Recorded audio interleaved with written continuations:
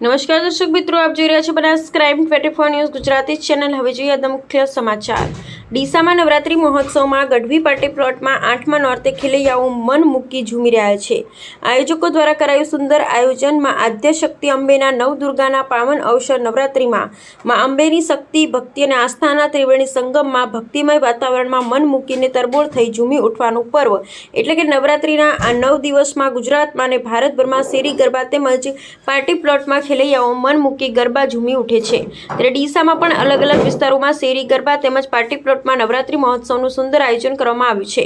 તેમાં ખાસ કરી ડીસામાં આવેલ રાણપુર રોડ પર આવેલ ગઢવી પાર્ટી પ્લોટમાં સુરક્ષા સમન્વય અને સાંસ્કૃતિક રીતે ગરબાની ઉજવણી કરવામાં આવી રહી છે। ગરબા આયોજકો તરફથી ગઢવી પાર્ટી પ્લોટમાં આવતા ખેલૈયાઓની સુરક્ષાની સંપૂર્ણ જવાબદારી મન મૂકી કોઈપણ જાતની ચિંતા વગર રમવા, કોઈપણ જાતની અડચણ વગર રમી શકે એવી સુંદર વ્યવસ્થા કરવામાં આવી છે। ગઢવી પાર્ટી પ્લોટના આયોજક તરફથી એન્ટ્રીથી લઈને પાર્ટી પ્લોટમાં સુરક્ષા વચ્ચે ખેલૈયાઓ મન મૂકીને રમી રહ્યા છે। ત્યારે આરાસુરી આયોજકો તરફથી રીધમના તાલે અને પ્રખ્યાત પાર્ટી સંગીતના તાલે લોકોના મન મોહી લીધા છે। આયોજકો તરફથી પણ દરરોજ નીત નવા ઇનામો આપી ખેલૈયાઓને પ્રોત્સાહિત કરવામાં આવી રહ્યા છે।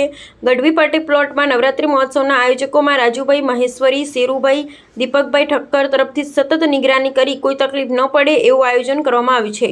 ડીસા ઉત્તર પોલીસ દ્વારા પણ ટ્રાફિક વ્યવસ્થા સાથે સુરક્ષા સલામતીની સુંદર આયોજન કરવામાં આવ્યું છે। અહેવાલ હરેશ ઠક્કર, ડીસા, બનાસકાંઠા।